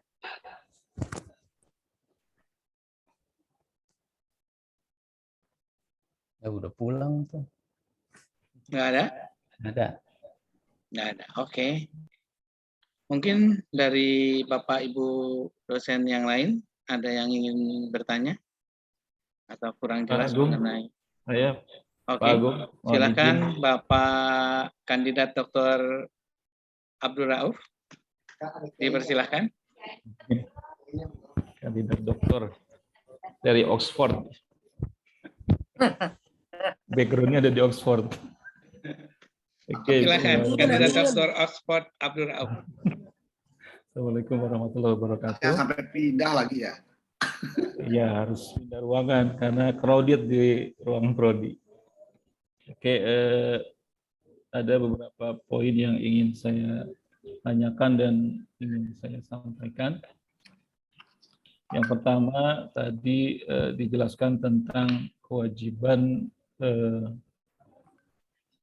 dalam program dalam kurikulum MBKM ini kan ada kewajiban 20 SKS untuk mengambil mata kuliah di luar prodi di kampus sendiri gitu ya. Dan ada juga 2 semester atau setara dengan 40 SKS di luar UMT gitu. Walaupun nanti 40 SKS atau 2 semester di luar kampus UMT itu bisa dikonversi dalam berbagai bentuk event-event atau kegiatan-kegiatan yang dianggap sama gitu, atau tidak harus sifatnya kuliah tatap muka di kampus lain. Tadi juga sudah disebutkan tentang perkuliahan, tadi ada kurikulum, ada mata kuliah atau prodi di apa slide itu, ada teknologi informasi kalau nggak saya salah ya. Ya, teknologi betul. informasi. Nah, itu artinya mau diperjelas apakah kemudian nanti mahasiswa itu kemudian dia kuliah di Fakultas Teknologi Informasi yang ada di UMT, Fakultas Teknik tentunya, atau tadi kalau tidak saya salah dengar itu kita mendatangkan dosen dari UMT untuk kemudian tetap melakukan pemberian kuliah di Fakultas Ekonomi gitu ya. Mungkin yang perlu diperjelas apakah mahasiswa kita yang mengikuti include di kurikulum Fakultas Teknik atau dosennya yang kemudian menyelesaikan dengan kurikulum kita atau mata kuliah yang kita sesuaikan. Itu yang pertama. Terus yang kedua, kalau yang 2 semester 40 SKS itu di luar fakultas atau di luar prodi, artinya ada kemungkinan untuk kemudian adanya kerjasama juga untuk melakukan kuliah, mengambil mata kuliah di kampus lain di luar UMT tentunya gitu. Nah, apakah prodi dalam hal ini sudah pula menjajaki kemungkinan universitas-universitas yang mana misalnya kemudian untuk kita adakan kerjasama, atau kita hanya mengandalkan, kita hanya mengarahkan mahasiswa itu untuk mengikuti program-program yang tadi yang 8 itu ya, yang di luar yang 40 SKS atau 2 semester di luar prodi. Kemudian yang ketiga, tadi saya tidak melihat apakah urgensi mata kuliah bahasa Inggris nih. Saya pikir bahasa Inggris juga harus mendapatkan perhatian yang lebih dari kita sebagai pengelola prodi atau fakultas. Kita kan sering mengatakan bahwa UMT menjadi world class university misalnya, universitas kelas dunia. Gitu. Nah, untuk mengkonstruksi UMT menjadi kelas dunia tentunya harus dikonstruksi juga oleh kita sebagai level yang di bawah fakultas dalam ini prodi. Apakah porsi pembelajaran bahasa Inggris ini hanya mengandalkan mata kuliah misalnya bahasa Inggris 1 atau 2, atau ada concern lain untuk meningkatkan mutu lulusan kita nanti dalam kemampuan berbahasa gitu. Saya pikir ini juga sangat penting dan untuk kita bisa pikir ke depan agar lulusan-lulusan mahasiswa kita itu ya punya kemampuan yang bisa diandalkan juga di dalam berbahasa, khususnya bahasa Inggris. Karena kita memang sudah mendapatkan sertifikat pendamping ijazah ya, kalau salah satunya adalah sertifikat dari lembaga bahasa gitu. Walaupun secara nyatanya belum bisa mengukur kemampuan bahasa Inggris untuk mahasiswa-mahasiswa kita gitu. Hanya untuk kebutuhan mendapatkan sertifikat saja gitu. Mungkin hal ini juga ke depan mesti kita pikirkan agar tujuan kita menjadikan kampus kita ya selain Great University adalah world class university itu bisa kita pikirkan jauh-jauh hari. Mungkin itu saja masukan dari saya Pak Hamdani. Terima kasih. Oke, terima kasih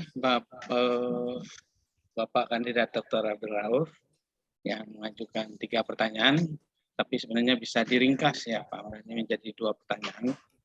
Yaitu yang pertama tentang apakah dosen atau mahasiswa yang beranjak pergi untuk belajar 20 SKS yang sudah ditentukan ke prodi yang sudah dipilih atau ke kampus lain.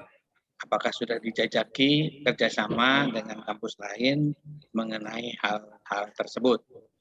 Sebenarnya ada lagi yang mungkin perlu ditanyakan tambahannya, itu apakah RPS-nya yang buat itu dosen manajemen atau dosen prodi yang bersangkutan gitu. Ya.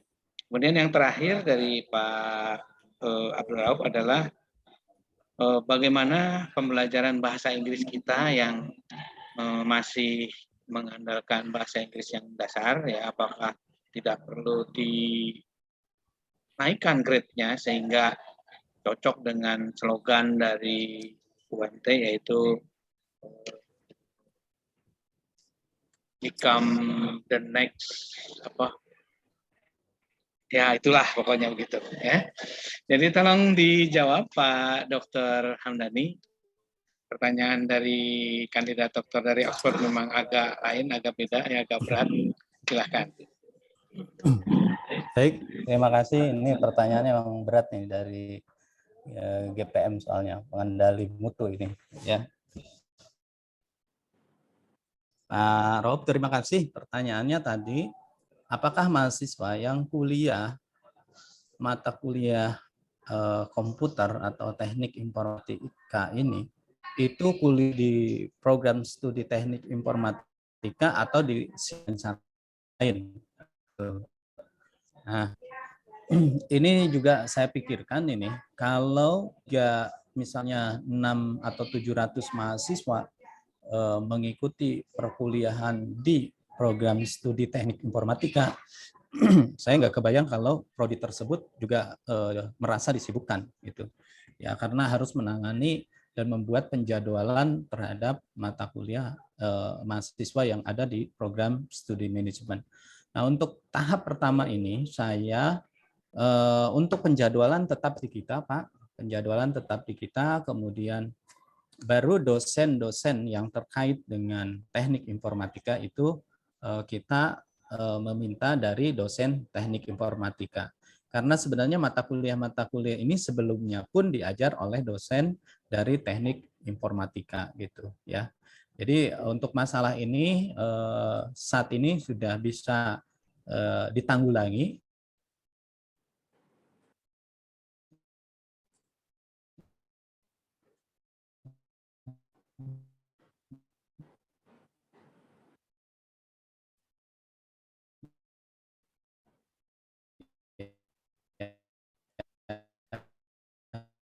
Dengan cara tadi ya kita dari program studi teknik informatika. Kemudian betul untuk kurikulum MBKM ini idealnya memang perguruan tinggi program MBKM. Itu menjadi ketentuannya ya. Nah, atau universitas atau prodi yang memiliki akreditasi setara ya. Kalau artinya manajemen ya dengan teknik informatika sama-sama B misalnya. Nah, itu boleh, tapi kalau misalnya di bawah misalnya belum bisa gitu ya. Jadi harus setara dan ada baiknya memang lebih tinggi ya, misalnya akreditasinya A ya. Nah, oleh karena itu saya ingin mematangkan kurikulum ini dulu ya. Kalau sudah selesai, sebenarnya obrolan saya beberapa kali pertemuan dengan Kaprodi Teknik Informatika, ini saya tanyakan beberapa mata kuliah yang bisa ikut sertakan mahasiswa dari program studi manajemen. Ini mata kuliah yang disarankan ya untuk basic.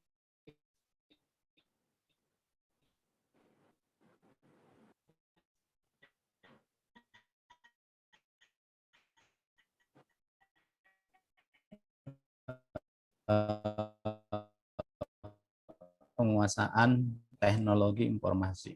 Kerjasama lebih formal lagi nanti. Sebenarnya ini juga menjadi kerisauan kami ya, industri ya.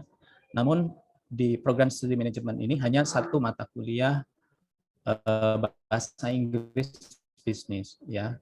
Sebenarnya harapannya saya tuh pengembangan bahasa Inggris yang ada di pusat bahasa itu bisa memaksimalkan potensi mahasiswa ya.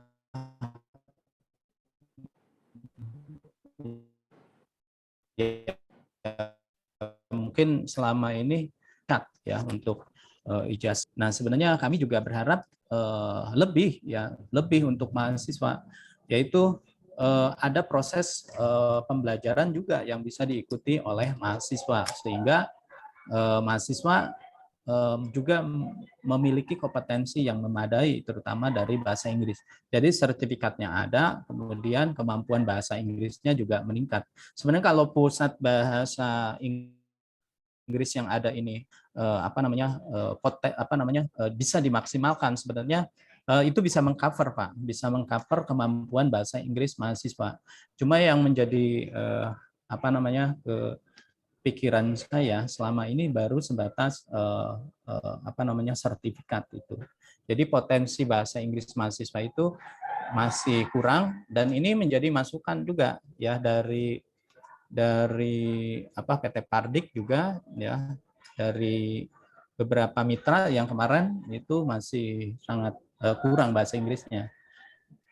Nah, ini menjadi PR saya Pak untuk bagaimana memaksimalkan pusat bahasa bagi mahasiswa program studi manajemen. Kemudian selain green industry yang internasionalisasi ya,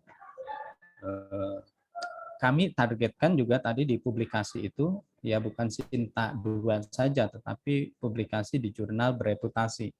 Yang ini menjadi satu tiket masuk ya untuk bagaimana mempublikasikan hasil karya dosen bersama mahasiswa dalam lingkup internasional ya, sehingga apa yang menjadi visi universitas menjadi universitas kelas dunia berbasis green industry itu bisa diterjemahkan oleh masing-masing prodi yang ada di Universitas Muhammadiyah Tangerang, termasuk di program studi manajemen ya. Saya rasa itu Pak untuk jawabannya. Oke. Terima kasih Pak Dr. Hamdani dan Pak Agung. Terima kasih. Mungkin pertanyaan terakhir ya, pertanyaan terakhir dari Ibu Imawati. Ya. Imawati, saya persilakan Bu Imawati. Terima kasih. Assalamualaikum warahmatullahi wabarakatuh. Waalaikumsalam warahmatullahi wabarakatuh.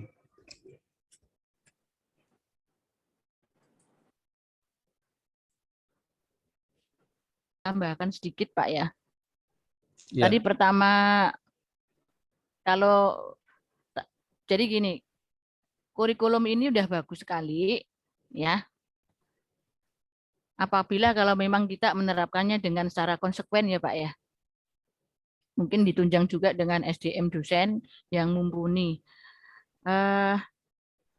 Mungkin karena kemarin saya belajar di UGM dan saya lihat-lihat di beberapa kurikulum Fakultas Ekonomi di Prodi Manajemen di beberapa perguruan tinggi, itu jumlah SKS-nya rata-rata mereka sudah 144. Ya, kita masih terlalu ya Pak ya, 150 ya Pak ya. Ya.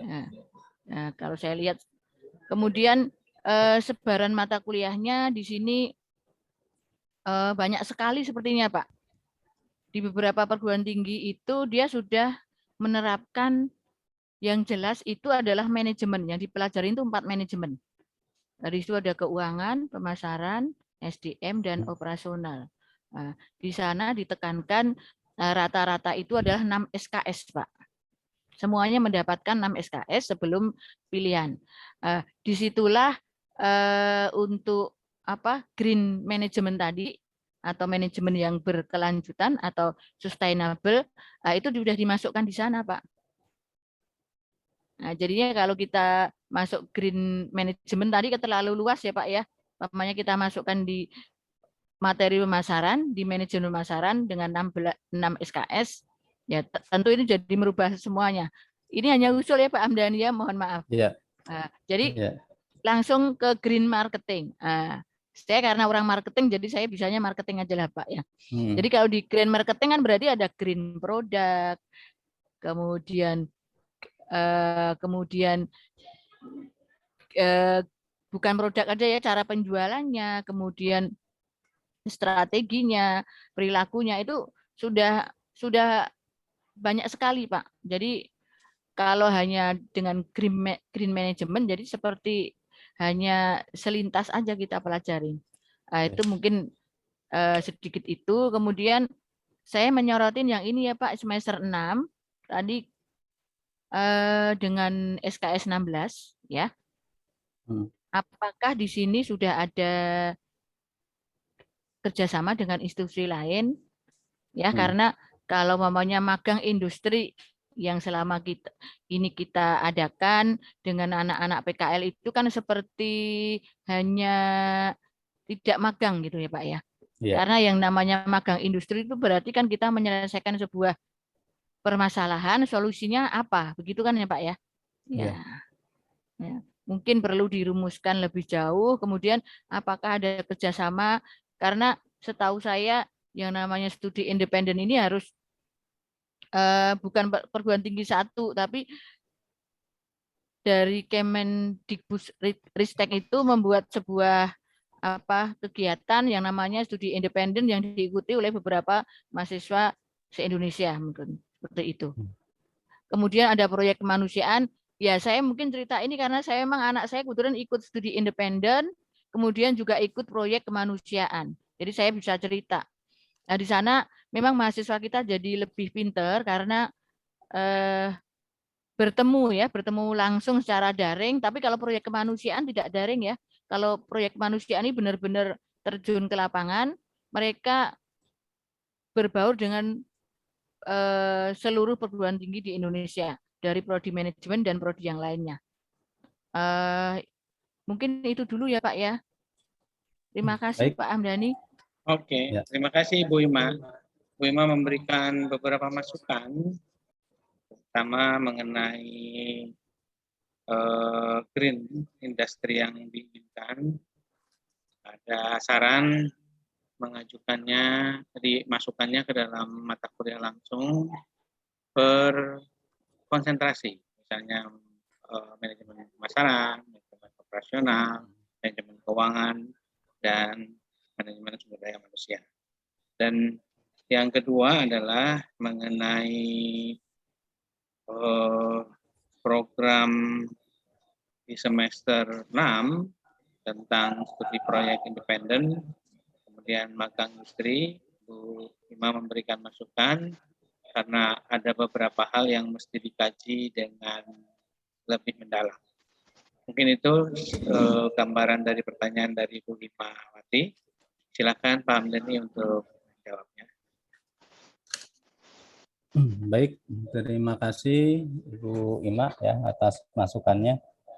Dan Alhamdulillah Bu Ima di semester ini mengikuti kegiatan PKKM untuk dosen berkegiatan di luar kampus ya, dan ditugaskan ke UGM. Jadi Bu Ima banyak belajar di sana tentang kurikulum MBKM di UGM.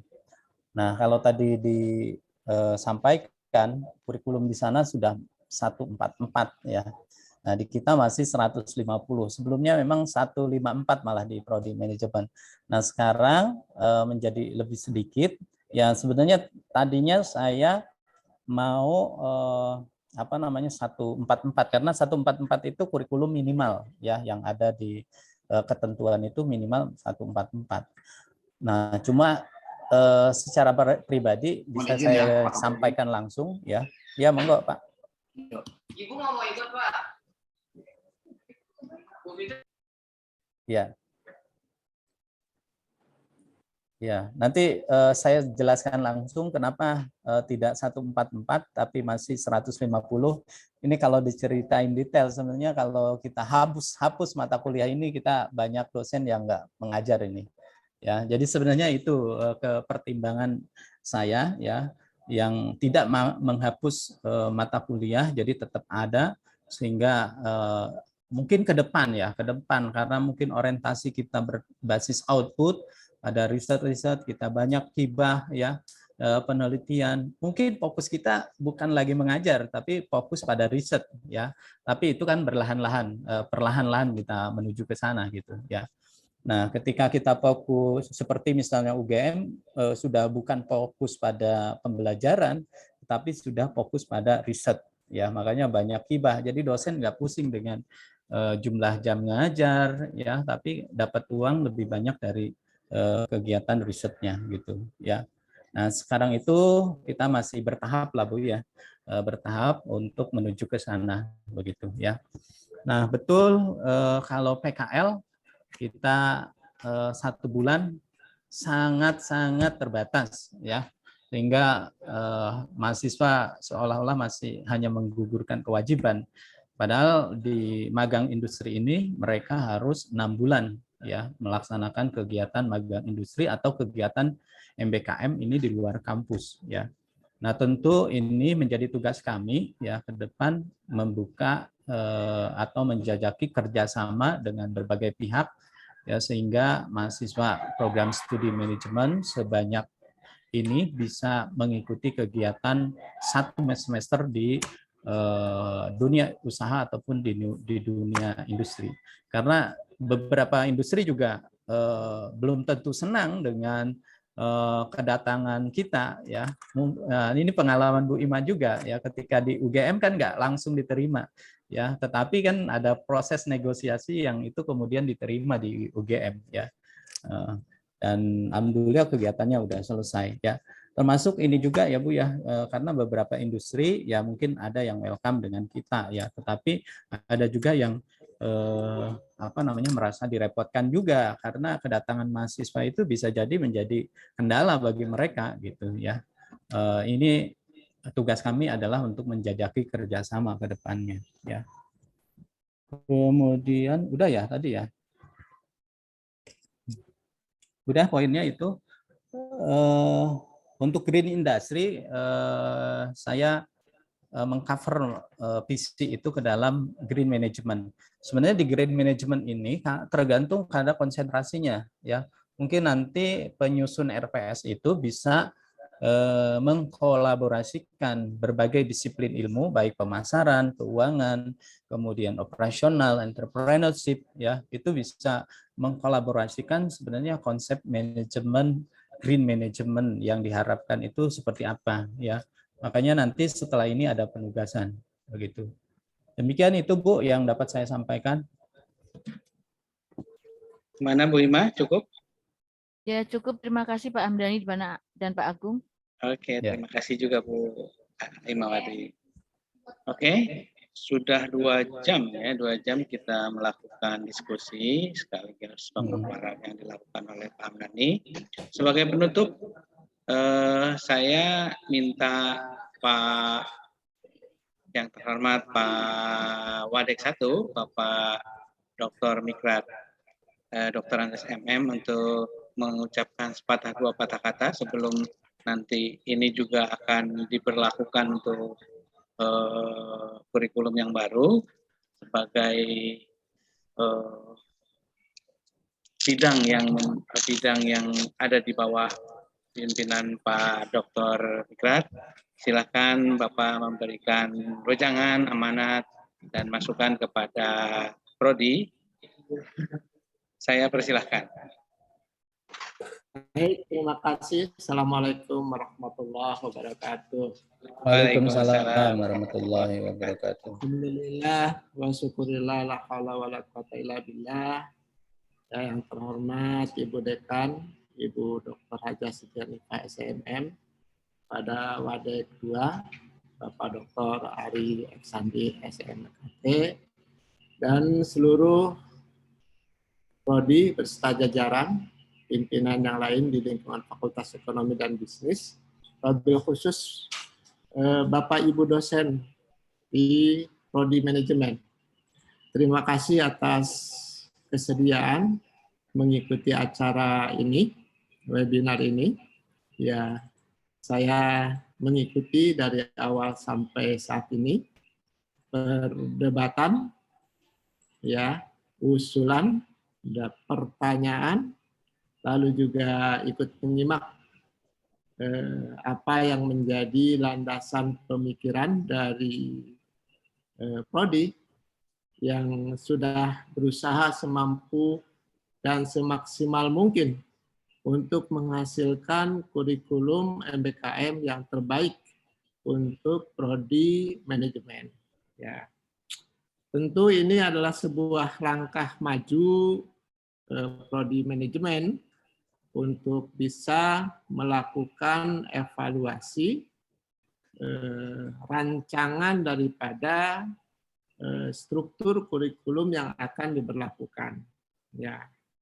Nah, saat ini barangkali yang perlu kita lakukan adalah membuka diri dari semua unsur parameter pembentukan kurikulum MBKM. Ya. Karena kalau kita nanti terjadi sebuah kekurangan, padahal itu sudah kita, misalnya sudah kita putuskan, itu agak kurang, maksudnya akan repot lagi untuk evaluasi berikutnya. Memang nanti akan sangat bukan sulit ya, semacam penuh perhatian ekstra pada saat kita memasuki tahap perincian daripada struktur kurikulum MBKM yang nanti sudah kita putuskan, yaitu pembuatan RPS. Ya. RPS kita tentu kalau lihat dari struktur yang ada itu hanya sedikit yang mungkin hanya 40% yang bisa menjadi acuan, karena beberapa mata kuliah saya melihat hilang ya. Contoh misalnya manajemen keuangan itu ada posisinya di mana kok enggak ada ya, gitu ya. Yang biasa, terus mata kuliah yang biasa yang kita ampu juga banyak yang bukan tereliminir, barangkali perlu masuk ke dalam beberapa mata kuliah yang sekarang ada di struktur kurikulum MBKM. Jadi selain tadi apa yang difokuskan, saya kembali lagi kepada lingkungan kita ya, pasar kita yang sudah settle, alumni kita yang sudah dikenal dalam arti kata keilmuan, keterampilan yang tadi dibahas, itu sudah diterima oleh lingkungan kita, maksudnya lingkungan industri, itu sedapat mungkin tetap kita pertahankan, ya. Dan yang baru, khususnya untuk mata kuliah MBKM, juga harus kita maksimalkan. Nah, memang sih kalau kita ingin merekrut semua mata kuliah yang sudah kita ketahui, akan berakibat kepada jumlah SKS yang harus ditempuh. Tetap saja nanti tadi masukan dari Bu Ima yang sudah coba survei ke UGM, tadi saya dengar dengan beberapa tempat, memang kisaran jumlah SKS itu kebanyakan memang 144. Kita tadi udah merancang 150. Itu sudah, menurut saya sudah maksimal betul ya, kalau kita studi banding ya. Jadi Bapak Ibu, mari kita sumbangkan pengetahuan kita, skill kita, keterampilan kita untuk melahirkan atau membuat kurikulum MBKM sesuai dengan visi, misi, dan harapan kita ke depan. Mudah-mudahan kita bisa menghasilkan produk yang terbaik, mengantisipasi perkembangan zaman yang begitu cepat. Ya, jadi kita harus bisa menerawang, ya, memprediksi perubahan zaman untuk para alumni kita, para pelajar kita, para mahasiswa kita. Jangan sampai dia mengikuti perkuliahan dengan ilmu-ilmu yang menjelang usang. Jadi harus kepada prospek ilmu ke depan supaya alumni kita tetap diterima di lingkungan industri kita, ya, lingkungan masyarakat pengguna jasa pendidikan kita. Nah, itu Bapak Ibu, ya, saya berharap kita tetap solid, kompak, ya, tolong bantu prodi manajemen. Nanti saya dengar ada penugasan untuk RPS. Apakah penugasan ini sesuai dengan mata kuliah yang bakal diampu atau tidak? Saya berharap itu sesuai dengan keahlian daripada dosen masing-masing, supaya memang bisa kafah untuk bisa membuat RPS-nya. Di dalam RPS juga ada jenis-jenisnya, ya, ada jenis yang sifatnya pemecahan masalah, ada yang sifatnya RPS pilot project, gitu ya. Jadi nanti mungkin lebih rinci lagi RPS-nya, terus tabel yang harus dilakukannya, supaya kita memiliki standar, ya, standar yang sudah ditetapkan oleh Dikti, ya.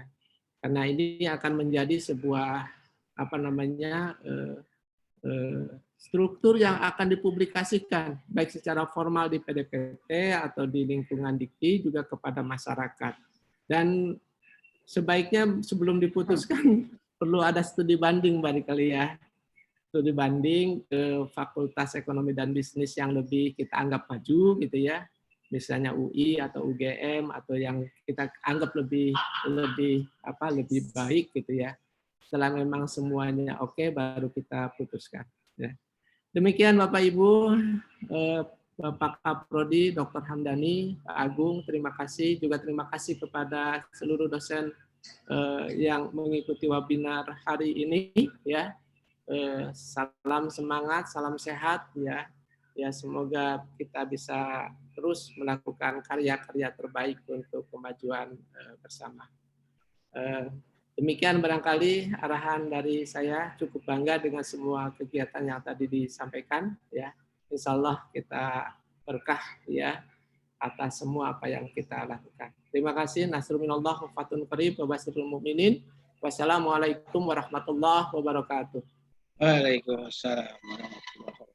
Terima kasih kepada Bapak Dr. Mikrat SMM, Wadek 1 Fakultas Ekonomi dan Bisnis Universitas Muhammadiyah Tangerang. Dengan berakhirnya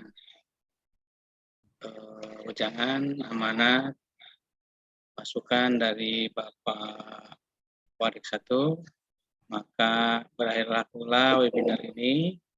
Marilah sama-sama kita tutup webinar ini dengan mengucapkan hamdalah. Alhamdulillah. Terima kasih kepada para pimpinan, Ibu Dekan, Bapak Wadek 2, dan Bapak Ibu dosen yang terhormat. Zoom-nya saya tutup, ya. Terima kasih dulu Pak Agung, terima kasih.